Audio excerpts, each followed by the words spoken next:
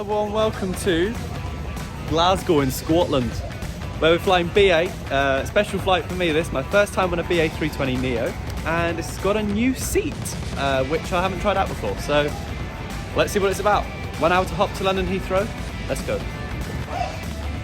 Duty free, buying stuff that you really don't need. Oh, look at the perfume. Oh. So, the aircraft is down there. Golf Tango Tango, November Papa, will manufacture serial number 10548. It's a brand new aircraft, it's only a year old. This is a Euro Traveller, which is the economy product for British Airways. And I'm really excited to try it because when BA got their new A320neos and the 321neos, they actually changed the Euro Traveller product. So unlike the CEOs, throughout the entire aircraft is that kind of pinnacle seat. They've now put rows 1 to 13 as those same pinnacle seats that you'll find on the CEOs. However, right down to the back, they've now changed it to the Recaro slimline seats. They've been quite controversial. Some people love them, some people hate them. However, I thought we might as well give them a go, so that's what we're doing. So kick back, relax, hope you enjoy this one, and be sure to do all the YouTube jazz, such as liking, subscribing, commenting. This will also be going out on SpeedbirdTV, so be sure to do the same there.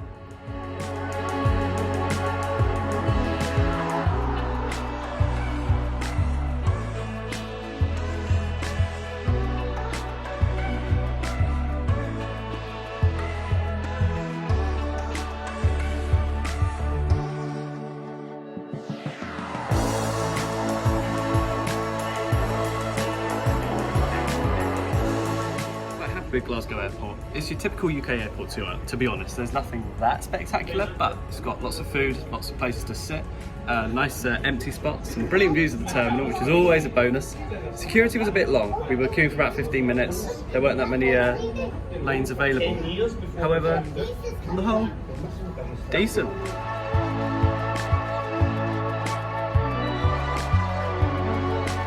He's let me on first. He's let me on first. So here you can see the well-known and well-loved BE Aerospace pinnacle seats from rows 1 to 13. And back here are the Recaro 3510 slimline seats. The A320neos have 186 seats in total, and the size of Club Europe can change depending on how many bookings there are. So you may end up in a pinnacle seat even in economy. Right, quick first impressions. It's actually quite comfortable, you know. I quite like it. Legroom is actually much better than what I was getting on the pinnacle seat. Because they're so much thinner and they're still the same amount of rows, you just get more legroom. Yes, the seats may not be quite as padded, you don't have the adjustable headrest like on the pinnacle seat. It's actually I'm really pleasantly surprised. I know it is generally a bit of a downgrade in terms of the seat itself, but the benefits that this new seat brings is brilliant. Ensure your hand baggage does not block the aisles or exits and must be put under the seat in front of you or into an overhead locker. Place items in the locker carefully as they may fall out and injure someone.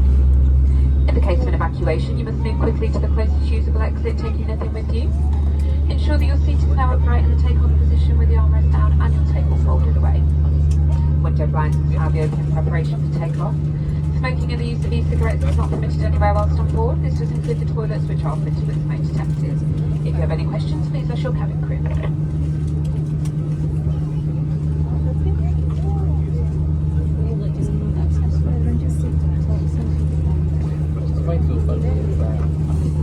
No, everything's already.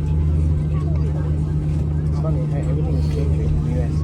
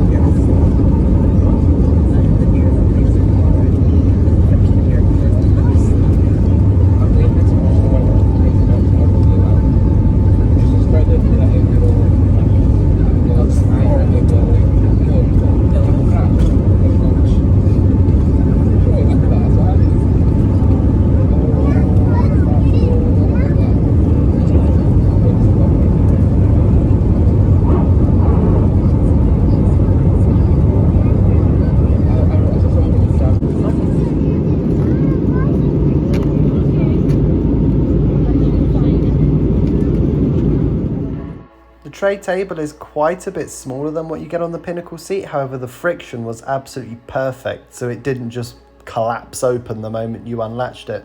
You could also pull it forward, which I thought was really helpful. Shortly after takeoff, the same refreshment service that we saw on the outbound flight was served. I won't go into it in too much detail, however, as I said before, it's really nice to see British Airways starting to give back to the customer with things like complimentary snacks.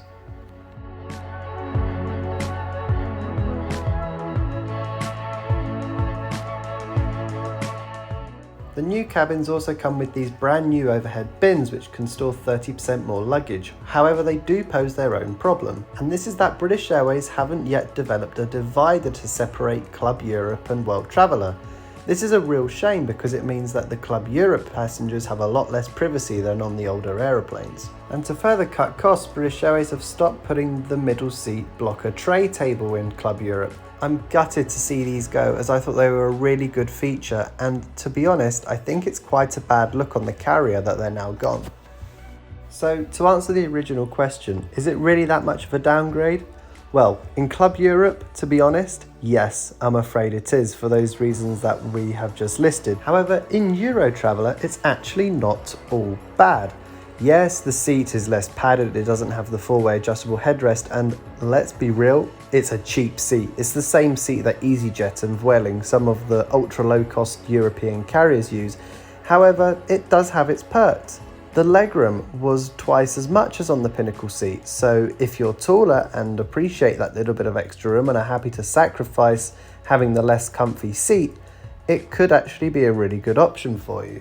And the new overhead lockers, despite not being able to separate Club Europe, which I have been told will be fixed in the near future, they do still allow a lot more luggage, so if you are on a full flight, there's less of a chance that you'll be asked to volunteer to put your luggage in the hold. So it's really hard to give a yes or no, but I'm hoping I've given a bit of a balanced argument to help you when you're booking your next flight with British Airways. Although this video has been predominantly focused on the hard product, I'd also like to give a massive shout out to my crew on this flight. They were absolutely fantastic as always. So there we are, a slightly different video focusing predominantly on the two different seats. There are many other BA videos on my channel where I talk about how I love British Airways in all other aspects of their service. That's it from me. Thank you so much for tuning in, watching and leaving all those wonderful comments as always. Feel free to subscribe to myself and SpeedbirdTV, all links are down in the description. Until next time, take care and I'll see you on the next one, which, by the way, you don't want to miss it, it's going to be good.